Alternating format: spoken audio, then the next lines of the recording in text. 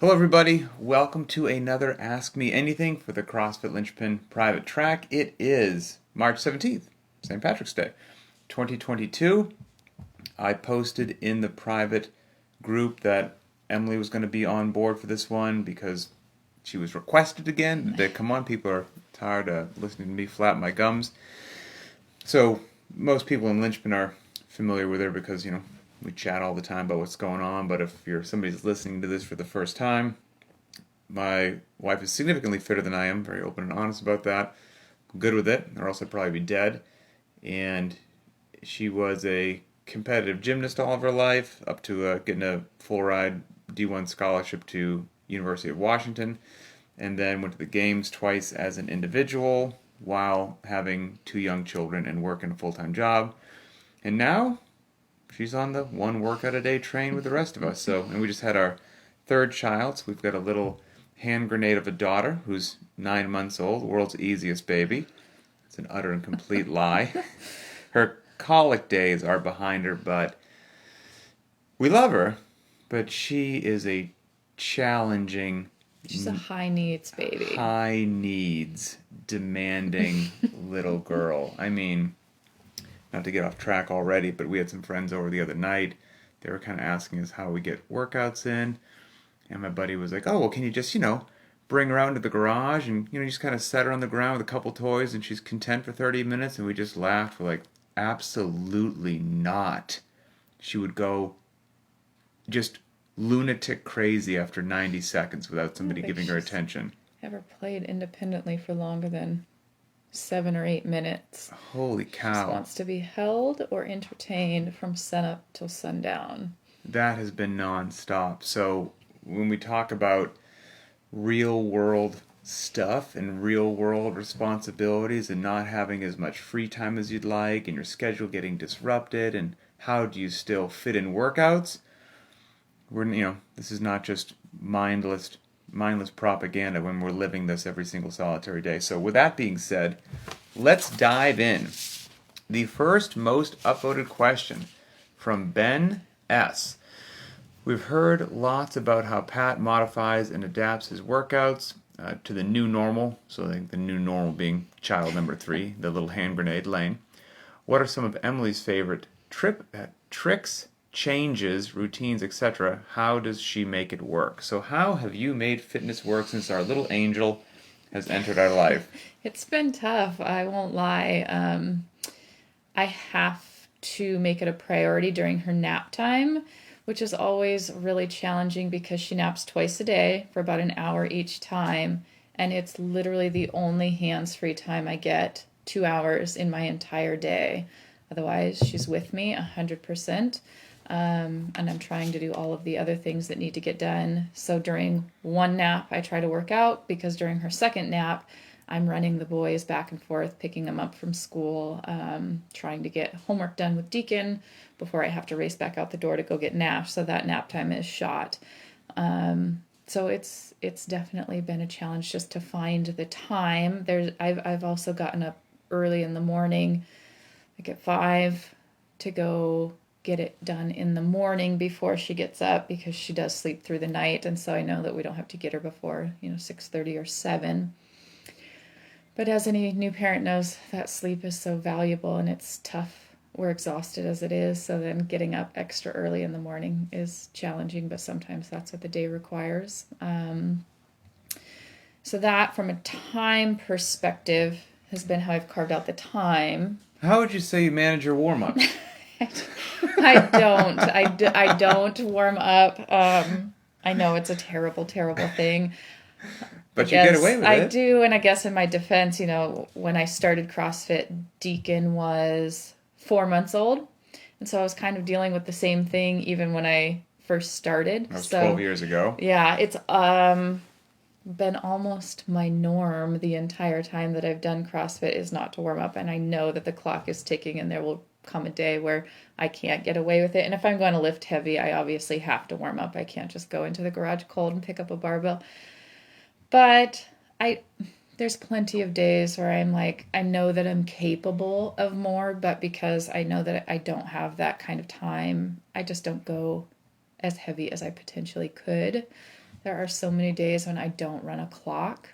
Still, it's more important that I get something in than, try to go for a time. So for my mental state, I just don't even start the clock, especially if I'm like sprinting. It's still hard for me not to compare where I'm at right now to where I have been previously.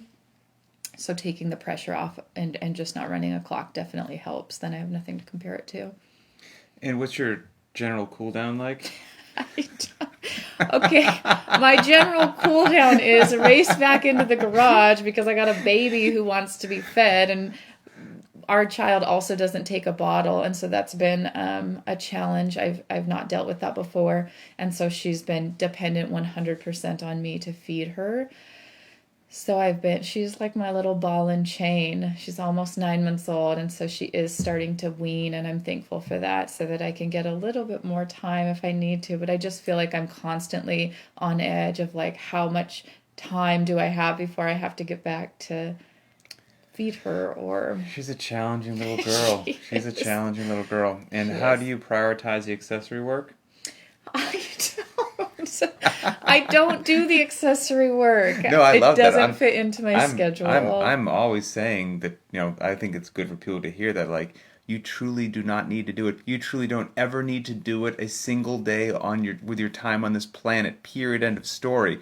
Again, if you fit it in, you like it, great. But believe me when I tell you, it really is optional. It truly is. It was funny. So we did the Bella Complex was the workout of the day. I don't know, yesterday, the day before, something like that. And I knew that my wife was going to struggle with it. Not struggle with the movements, but since it was every 4 minutes, you were supposed to go every 4 minutes, I knew that would be a living nightmare for her because she doesn't like to rest as much as I believe that she should between lifts. And I was out there, working out with her, and I was just giggling to myself as I'd watch the clock. And as it was approaching 4 minutes, it was like, 3 minutes and 15 seconds, but it hadn't been 4 minutes. I see her walking back to the bar. So, I mean, there's just little things, if time is tight and all that, you just shave down a little time where you can, you get stuff done. And like you said, something's way better than nothing. You get in, you get it out, and you're good to go. I have to harass you a little bit since we've got you on camera here. Have you ever misread the workout? It happens probably once a week because I don't watch the videos. I don't know. Sometimes I think I see something and I'm like, okay. And then that's not at all what the workout was. In fact, it cracks me up. There was recently like a dumbbell box step over workout. I have that written down right here. I have that written down here. Remember the workout that was a while ago? I think it was an AMRAP. I think it was farmer's carries, maybe some double unders, and then it was a box step up, but the farmer's carry was with a dumbbell in each hand, and the box step up was just with one dumbbell, and you put the other dumbbell down. And I knew that she was going to, demolish me in the workout. That was fine. And I was in here working on the computer, and she's working in the garage, and I just hear like sounds of struggle happening and grunting and groaning, like far more than normal, and I'm like, something's not right out there. And it kept going and it kept going. I'm like, so bizarre. So I walked into the garage and I poked my head in there and I see her doing the box step-ups with both dumbbells, a dumbbell in each hand. So they were supposed to be for the women, 20 inches high, dumbbell box step-up with one 35-pound dumbbell. She thought it was two 35-pound dumbbells, and then she thought it was dumbbell box step over, so she was going over the box every time instead of just stepping up and stepping down. And I see her like at the top of the box with a dumbbell in each hand, and I'm like, it's just one dumbbell for those. And she's like, dang it! And then I watched her not put the dumbbell down. This is what makes my wife unique. I would have immediately been so happy to just dump one dumbbell. And I watched her keep doing them. I'm like, what are you doing? She goes, well, I'm committed now. I was already like 4 rounds in of like 7 or something. I was like, I might as well finish it the way I started it. I'd have dropped one dumbbell so fast it would have made your head spin. So yeah, I think that's generally it. Just making it happen. Making it happen however you can with and maybe you don't have kids is what's disrupting or not disrupting your workouts. Maybe it's school or work or whatever it is, but most people have disruptions. Okay. Now, the caveat on that I will say is I allow myself, I think, a little bit more grace, if you will, than you. If we have a crazy week, especially with the boys, and if we're gone all weekend long, I'm okay if I don't work out on Saturday and that makes me only have worked out 4 days that week. It just is what it is, and I know that this is kind of just a period in life, and I've been through it, and I know that it will go back to normal at some point. So I'm okay if I only get in 4 workouts in a week. So I'm consistently 4 to 5. You're far better than that than I am. I have like a mental issue that it will bother my soul if I have to get something in, or I feel like, I don't know, it didn't finish. You didn't finish the chapter. I don't know. It bothers me. So that's something I could probably be better at. Okay, next one. This will be a fun one. John W. Thank you, sir. Do you talk all kinds of garbage to Pat while you're beating him in a workout, or do you just let him silently know that you're the fastest and the strongest Sherwood? That was, by the way, the most upvoted question, so thanks, Linchpin. Which is funny because we more often than not don't work out together. Correct. I think, especially for me, it is my only 30 minutes during the day where I don't have another human being around me, needing something from me, talking to me. It's like my only quiet time. So I think there's plenty of times where I would prefer that I just be able to have the garage space to myself. Mm-hmm. So yeah, and then... Yeah, rarely. We actually rarely work out together, just because she goes in there whenever she can.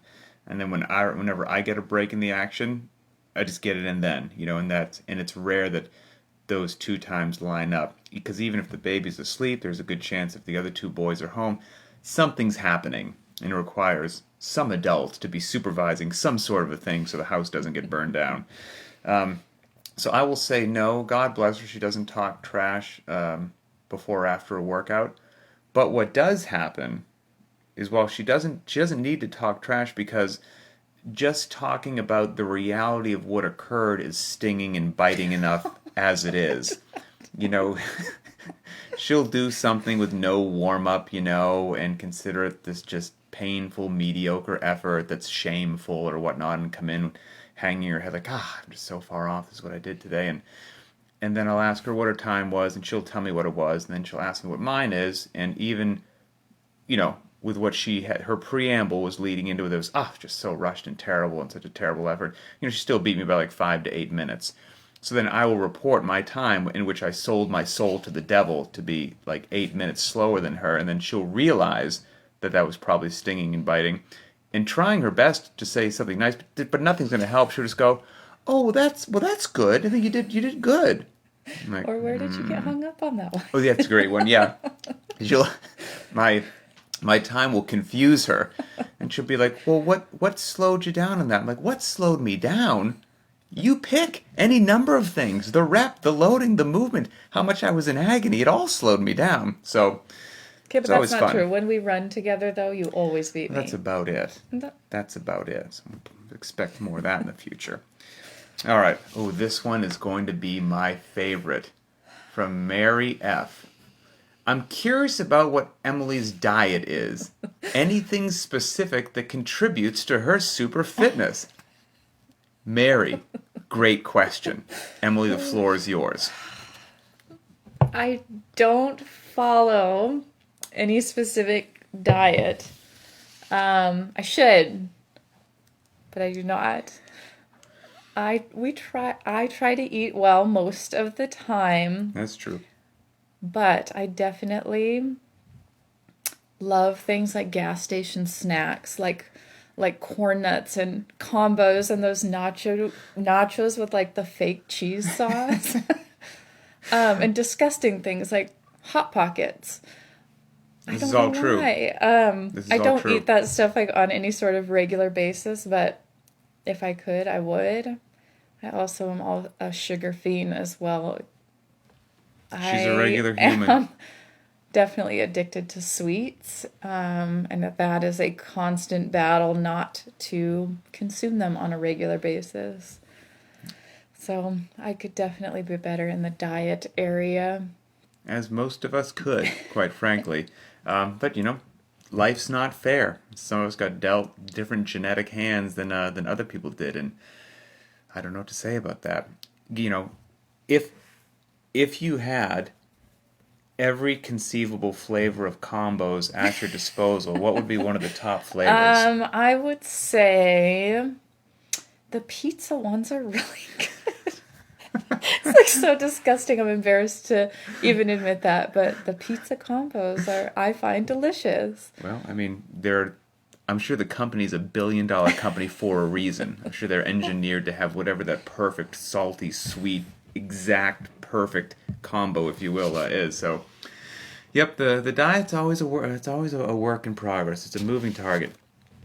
Eric CM, I think actually we answered your question because you asked, does Emily prefer solo or partner workouts? And so that's that kind of got covered already. The overwhelming majority of the time. Sometimes, though, it's nice if you look at something, I'm like, oh, I just don't feel like doing that. And we will partner up every now and again. Mm-hmm. But, yeah. Let you do most of the gymnastics work. Oh, okay, this will be a good one. From Jewel L. Spotify playlist, music selection, kind of a mixtape. What do you like to have? These questions are like so embarrassing and reveal way too much about me. I have found this Spotify playlist that Nash actually is super into. It's like youth football hits or something. So it's like pop music.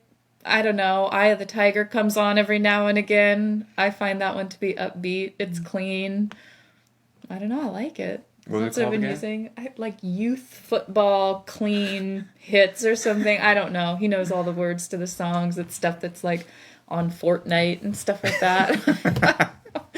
I just like feel good, fast, like upbeat music that doesn't have swearing.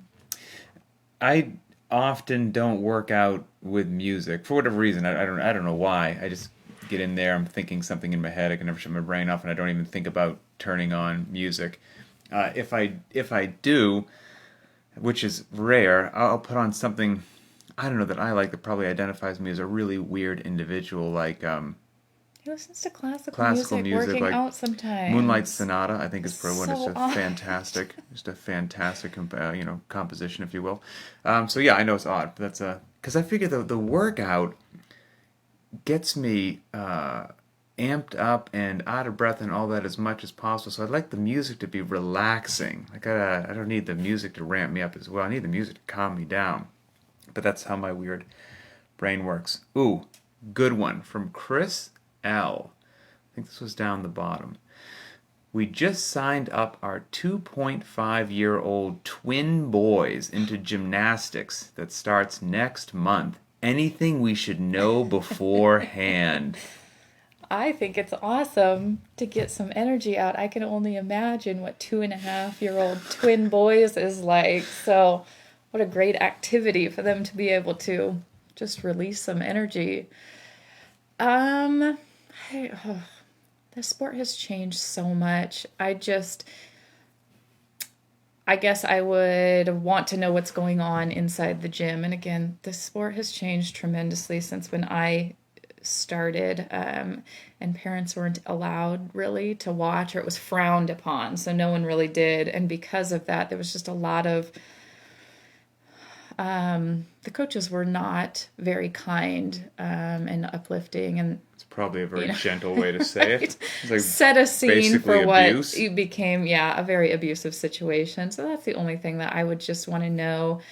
How are the coaches speaking to the kids? And at 2.5 years old, it's going to be positive, wonderful preschool coaches who probably love children, and so it will be fine. If it were to take off, it's an interesting sport in that you do as a family kind of sell your soul to it. It just is such a time suck because it has to be every event, especially for men, because there's 6 events instead of 4. Every event just requires so much time. So it's different in that practices are long. They're 5, 6, 7 hours long because there's so much work to do on every single event. So I guess you know. Which is crazy. It I mean, we is. drop our It's kids off for basketball or lacrosse, and it's an hour to 90 minutes. Like a 7-hour practice seems odd. 5 to 7 hours is crazy. And lacrosse or basketball might be 2 to 3 times a week for an hour to 90 minutes. And gymnastics is, I guess, depending upon where you are on the journey. How frequently are those 5 to 7 hour practices? Well, I mean, as you're older, especially as you're a little bit more advanced in your career, I mean, they are 5 to 6 days a week that you're in there for a long period of time. And it is unique because in college, you're only allowed to practice. There's rules and regulations from NCAA on how long you can train. And gymnastics is like the one sport that you max out your time and it's still not enough. I think everybody wishes they had more time, but they can't. I can't remember if practices are maxed out at like 3 hours a day in college. But yeah, it just never felt like enough. There was more to do always. It's an odd, unique sport in that sense. Knowing what you know about it, and that I guess for most people, if they're good enough to go all the way through college, for most people it stops there, right? There's a very small handful that go on to the Olympics or something after that. So I don't want to say Well, that and I there's think a it goes dead end there, backwards too in that, and this is slowly changing, but you go to the Olympics first, college second for the for the most age part, range. right? And that's unique Yeah. to most people go the other way. You'd go through college and then to the Olympics, but and men is different. I will say men's gymnastics is different. I think they do go college first and then they would make an Olympic team. And I think it has everything to do with age and puberty and how it affects your body. Men get stronger after puberty, and women, you're just up against those big body changes that can sometimes wreak havoc, unfortunately, on your gymnastics. Every pound that you gain throws off your timing, and not necessarily in a positive way for a woman, because the strength just doesn't quite keep up as those dramatic changes are happening. So but it is changing. I think the way that people train is changing, and so women are getting stronger and they're getting more intelligent about just other, not necessarily beating their bodies into the ground from such a young age. So, And back when you went through, when those changes happened and the pounds came on, did the coaches have kind of a nurturing a nurturing thing about the weight that women were gaining? That's like things just you would never get away with now. We started weighing in and body fat testing when I was like 8.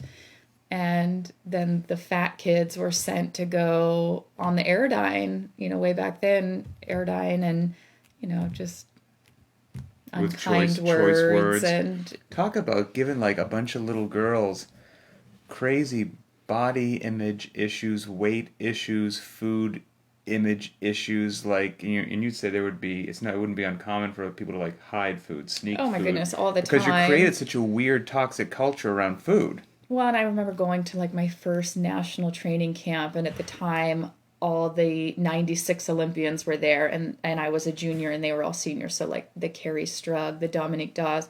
And I just remember watching them eat like little bits and then throw away most of their food. But again, because it was so centered around you have to look a certain way, in a leotard was more important than how strong you are. And I have seen a massive shift. I think the athletes are more intelligent. It's like, no, you actually have to have muscle on your body to be able to perform the skills, because the skills are so much harder than they were when I went through. So it makes sense if you did that to a young girl. Of course, she's going to enjoy a pack of combos every now and then. Some nachos from the gas station. It makes perfect sense to me. Not on topic, well, somewhat on topic, but just for curiosity, because there's some things you just don't realize unless you were in that community, right? Like, for example, before CrossFit, when I just didn't do Olympic weightlifting, right, as a regular gym goer, chest and tries, back and bis, leg press, leg curl, crunches for abs, the Olympics would come around and I'd see like the clean and jerk or the snatch, and I just had no idea what it was, no appreciation for it. And now, after trying those movements, I can watch them in the Olympics and be like, wow, that's crazy. And most of us have now played with, whatever. Try to handstand walk, do a ring muscle up. Compared to her peers, how good is Simone Biles? Oh my goodness. Like, so much better. She's just on a level of her own. It's pretty incredible. She's fun to watch. And it's great to watch the Olympics or somebody like Simone Biles do something and be next to my wife, because again, it happens so fast that I wouldn't pick up on half the things that occurs, or the problem is she makes them look so effortless that I don't have an appreciation for how challenging what I just witnessed was. And so I'll casually watch it, and Emily will be like, "Did you see that?" And I'll be like, "I guess not. I don't know. As far as I know, she just did a high flip." So, yeah. Well, even college has changed. College used to be like a step down, like a place where people would land if you gave up and didn't make the Olympic team. It was like, well, I guess I'll go to college. And that did start to shift as I kind of went in, because I remember there was a bunch of 2000 Olympians that did end up going to college, which was rare, and they competed for college teams. But watching the girls and what they do even in college anymore is like, I can't believe they're still doing those skills, or it's pretty incredible.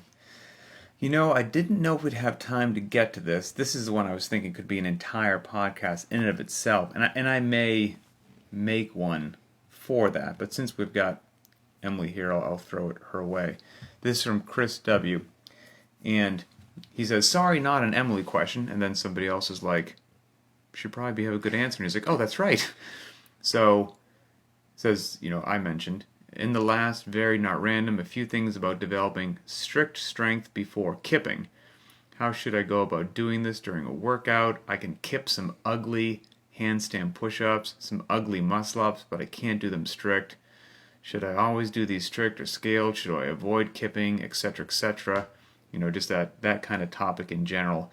And I will admit that my thoughts on this have evolved from when I first started CrossFit 16 years ago, and it was just get the workout done however you can. My level of understanding of what was appropriate and good for long-term health wasn't as developed and sophisticated and stress-tested as it is now. And Emily's obviously been in the game of CrossFit a very long time, competitive, and now, everyone call it, recreational, and obviously with background of gymnastics. So what's your take on strict kipping, developing strict strength? Did gymnasts have some secret techniques to... I think strict strength is incredibly important. The muscle up is the caveat there.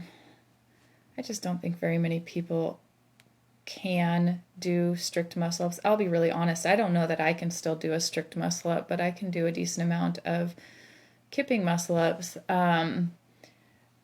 If your strength isn't there, it doesn't matter if you're kipping or not kipping. You're just not going to be able to do the movement. So it is important. I think more so than strength, it's really important to create the correct body movement patterns and have the right form on the movement that you're trying to do, for both injury and then efficiency. And I think with a kipping, so many people do it wrong. So many people are inefficient with their kip, that their kip is actually hindering them more so than their sheer strength. There's just seems to be limbs moving in all sorts of directions with these very loosey-goosey bodies. And if you have a loose kip, it's really not going to help you very much. It does require a tight body in order to really use the momentum that you're creating. And if you can be efficient in your kip, it helps you more so I think than people give it credit for. That's why I often say, like, if we're doing a workout and there's pull-ups in there, my pull-ups are the place where I feel like I can breathe. Because I kip so efficiently, I don't really have to use too much of my arms. I just am able to use, what I've created, my hollow and arch swing. Yeah, I would also say, I'm a huge, again, I might do a whole episode on this, but in general, oversimplification is huge fan of developing the strict strength first. And, like she mentioned, the muscle ups, profoundly challenging. I think, not to read into your question too much, but it's also like how to work them into a workout. I think what has invaded some CrossFitters' minds is that the clock reigns supreme. And so now I can do it faster if I kip, even if it's messy, even if it's not ideal, even if it's a bit sloppy, even if I can't do it strict. And if I force myself to take one or two steps back, work in some strict movements, well, my times are going to be slower, and I'm going to miss my PRs, and my fitness level is going to go down. I understand that perspective because I used to have it, and I would encourage you to disregard that because I think that is a short-term view. And what's better is the long-term view of what's actually going to serve you and your body and your joints and your health best for decades to come. And that will be embracing whatever you need to do to develop that strict strength. And there are no rules.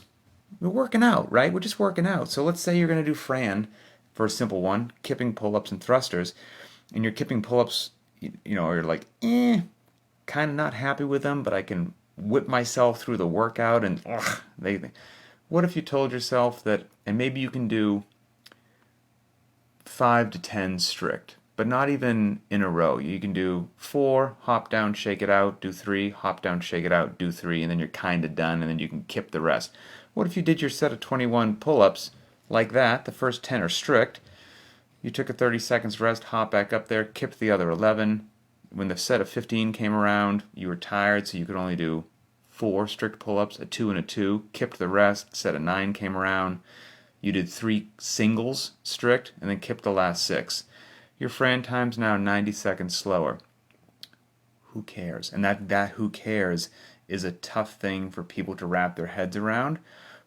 But what you would be doing, you're still doing thrusters and pull-ups. I guarantee you your heart rate will still be elevated. I guarantee you're still doing functional movements at a relatively high intensity, but you're working in strict movements to kipping, and it can be done on top of putting them into your warm-ups. You're touching them a few times a week. If you do have time or desire for the accessory work, when those strict movements come up, embrace those, or you could just cater it to your needs. If you know that overhead strict strength is where you particularly are deficient as an athlete, there's nothing wrong with you doing that twice a week because you know it would really greatly benefit you. And so there are things to do. And I would also say,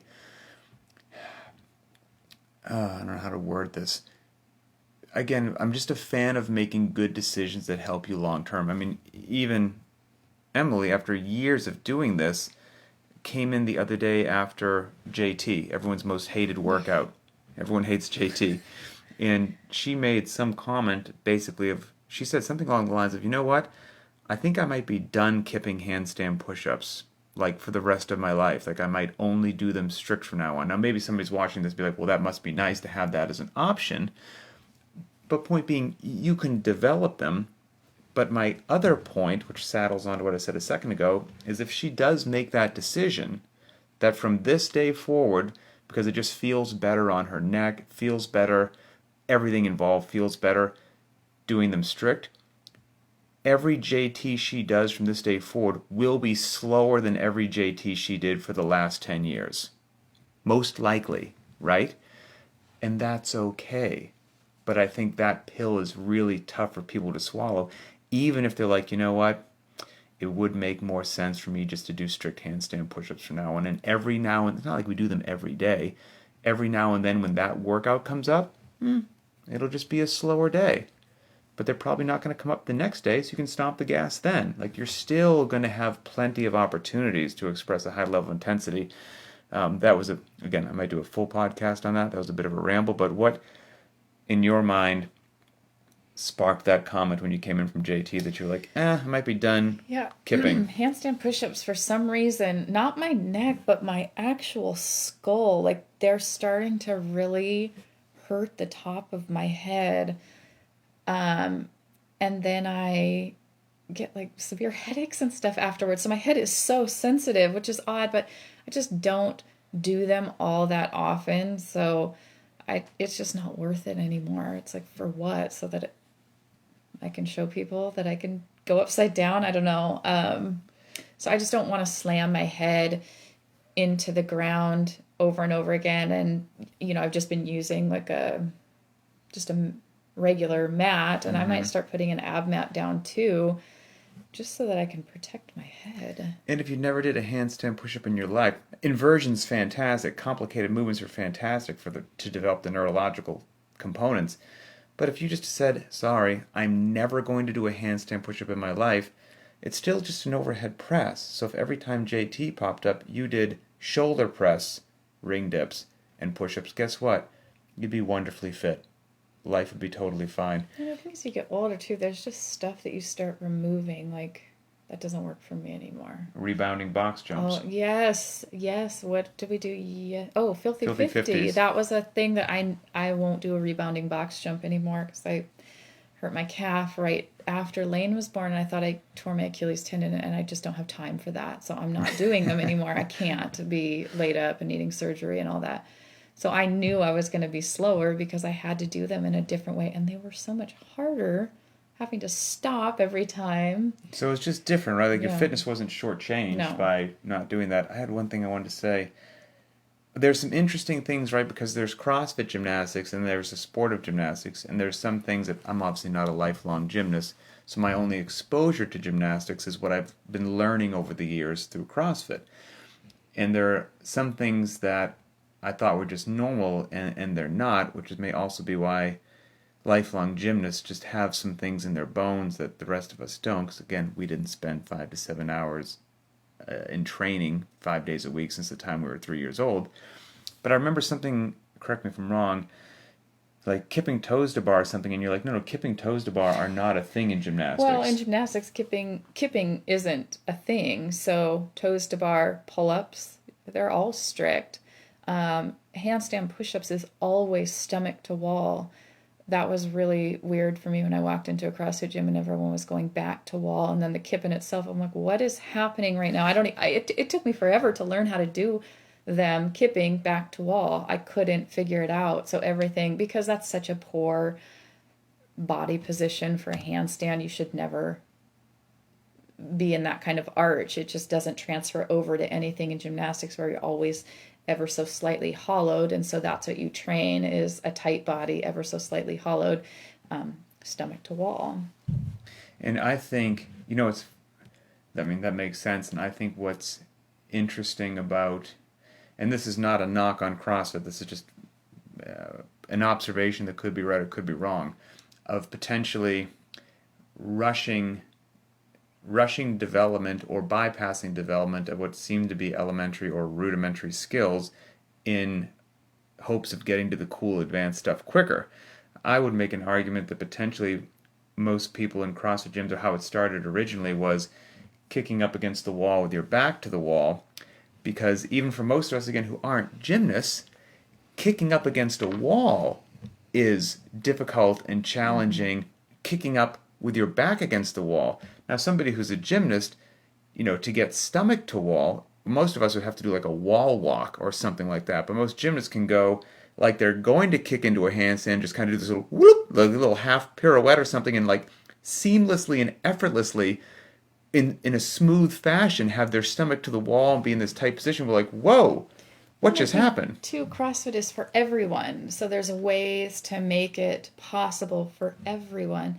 Gymnastics is not for everyone. That is the sad reality, but there's a reason you don't see 6-foot-tall gymnasts. It doesn't work, period. There is a certain body weight that you can only hang so much body weight. You don't see large gymnasts. It just doesn't work. So it's not for everyone, and you will get weeded out in your late elementary school years if you're too big, too tall, your limbs are too long. It's just... It is what it is. It is what it is. It's why there's also not very many 5-foot basketball players. It just doesn't work. Let's see. Chrissy asked about Emily holding a gymnastics class. Awesome, potentially, but as we just said, of the many things we don't have, free time is probably one of them. So that probably wouldn't... she used to, actually, back in the day, hold gymnastics clinics and whatnot. So... we'll someday when I have a baby that will let me put her down, when my brain's not ping-ponging. Yep, and Melanie says, yep, strict handstand push-ups feel better. Slower, but it is what it is. Yep, smart decision. So that is that. That kind of wraps it up. Got a few Linchpin shout-outs, and then we'll kind of close it out. So the first shout-out that we had, I took a screenshot of this a while ago in the Facebook groups from Ashley S., and I entitled this one, Not for Time and Scaling.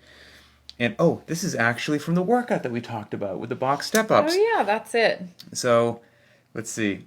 She did the workout. It was 6 rounds of single unders, dumbbell farmer's carries, and single dumbbell box step-ups. And she did it not for time, and she said scaling is cool with an exclamation point. So I'm always happy when people give themselves that pressure release, that grace to realize, hey, if I ain't feeling it, it's going to be okay that I don't run the clock and that I scale the workout and make a good decision. This one is from Jan M., who says, I entitled this Real Life and Nate. So it's the hero workout, Nate. Says, today's workout was a struggle mentally. I was tired after work and the whole day. Hung my rings on our stairs. Not pretty, but it works. Warmed up and cranked up some Anthrax and gave it a go. During the first round, managed to get 3 handstand push-ups, kicking myself up, and the third one was a struggle. After that, it was a strict no. So the plan goes out the window to do it RX'd, and I come in scaled. Switched to some hand release push-ups instead.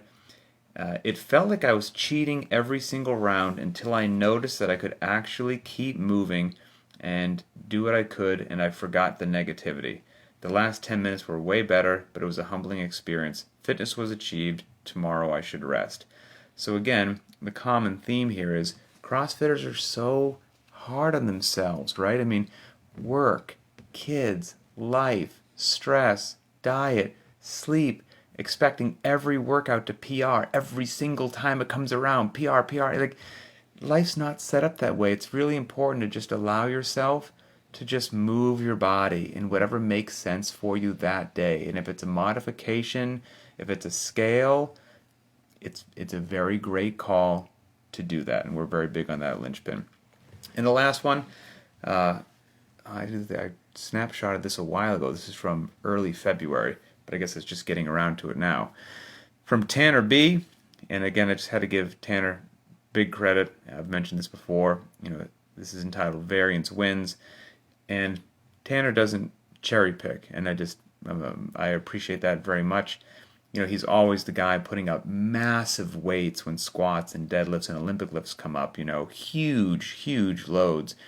And, he's a big guy. I think he said he's just over 6 feet tall. He's 250 pounds.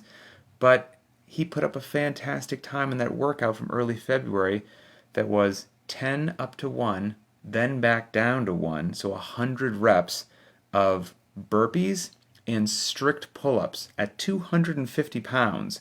He did that workout in 16 minutes and 41 seconds. That, to me, is more impressive than him squatting 500 pounds, quite frankly. I mean, really impressive to not run away from a workout like that. So, again, I appreciate everybody in Linchpin actually, we do what works. Like we say all the time, we do what's effective. So You do what works. And I have to say, I typically only pay attention to the women's scores because that's just where I log my stuff and that's what I see. I am constantly, on a daily, weekly basis, blown away by what people in this group are capable of. It's pretty incredible and it's fun. I love that there's people to chase, whether it's a heavy lifting day or a fast sprint day. It is mind-boggling sometimes to see the scores that go up, but it's awesome because it always gives me something that I'm like, oh, okay, I could improve on that, So I love it. Yeah, there's some people getting it done, crushing it Cool. every day. So the final thing that I'll say is, I'm sure as everyone's noticed, I want to keep this going because selfishly I enjoy them so much. The garage gym tours. I am loving seeing everybody's space, whether it's in their basement, their garage, their apartment in New York City, someplace over in Amsterdam, wherever it is, we want to see it. So if you're part of the private track, film where you work out, and then just put it to YouTube and send me the link to info at CrossFitLinchpin.com, and I will get to it. I've got about 20 that I haven't opened yet. I'm opening them in the order that I receive them, so I did get it. I just probably haven't got to it yet. I'm trying to post one a day, and if you haven't seen it yet, on the CrossFit Linchpin YouTube channel, there's a playlist entitled Garage Gym Tours, and I think we have just about 50 different tours on there right now, which are so cool. So keep them coming. I appreciate it. Enjoy your rest day.